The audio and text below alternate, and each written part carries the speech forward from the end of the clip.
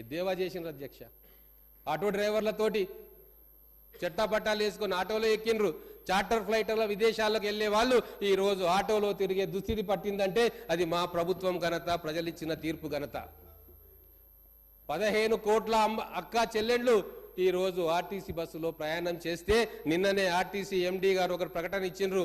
532 కోట్ల ప్రజాధనం ఆదా అయ్యింది. కేవలం 62 రోజుల్లో 532 కోట్ల ప్రజాధనం ఆదా అయ్యిందంటే నెలకు ఎంత అవుతుంది, సంవత్సరానికి ఎంత అవుతుంది, 5 సంవత్సరాలకు ఎంత అవుతుంది అని లెక్కలేసుకోండి. 14,000 కోట్ల ప్రజాధనం మా ఒక్క గ్యారంటీ తోటే ఆదా అవుతా ఉంది. ఇది ప్రజలకు ఇచ్చిన మేలు కాదా, ప్రజలకు జరుగుతున్న మేలు కాదా అని చెప్పి నేను ఈరోజు మిమ్మల్ని అడుగుతా ఉన్నా.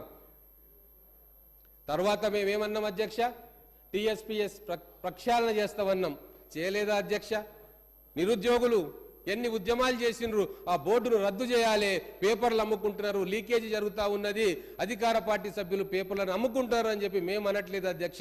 కడుపు మండిన నిరుద్యోగులు రోడ్ల మీదకి వచ్చి ఉద్యమాలు చేసిండ్రు. ప్రవళిక అనే యువతి ఆత్మహత్య చేసుకుంటే లవ్ స్టోరీ, లవ్ యాంగిల్ అంటగట్టిన దుర్మార్గపు నీచమైన ప్రభుత్వం గత ప్రభుత్వం అని చెప్పి నేను ఈరోజు చెప్తా ఉన్నా.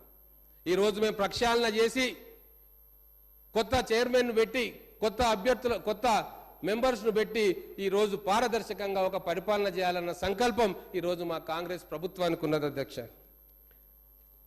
ఉద్యోగాలు ఇచ్చినామని చెప్పి వీళ్ళు ఎలక్షన్ల ముందు ఎన్నో మాటలు చెప్పిండ్రు. కానీ ఎన్ని ఉద్యోగాలు ఇచ్చినావో నీకు తెలుసు, మాకు తెలుసు. గుండె మండిన నిరుద్యోగులను అడిగితే తెలుస్తుంది ఎన్ని ఉద్యోగాలు వచ్చినాయో, ఎన్ని పేపర్ లీకేజీలు అయినాయో, ఎన్ని కుటుంబాలు రోడ్డున పడ్డాయో అది వాళ్ళని అడిగితే తెలుస్తుంది అధ్యక్ష. ధరణి గురించి కూడా మాట్లాడుకోవాలి.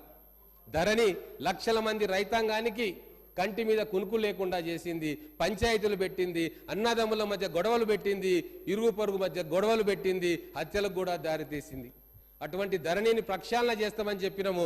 ఆ దిశగా మా ప్రయత్నం కొనసాగుతుంది. కమిటీ వేసినాం, మా సీనియర్ మంత్రుల నాయకత్వంలో అధికారులతోటి కమిటీ వేసినాం. ఖచ్చితంగా ధరణిలోని లోపాలను సవరిస్తాం, అవసరమైతే ప్రక్షాళన చేస్తాం.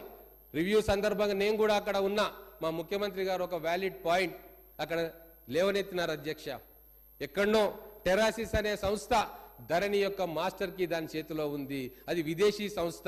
దాని మూలాలు ఎక్కడున్నాయో, దాని డైరెక్టర్లు ఎవరో, దాని ఓనర్లు ఎవరో కూడా ఎవరికి తెలియదు.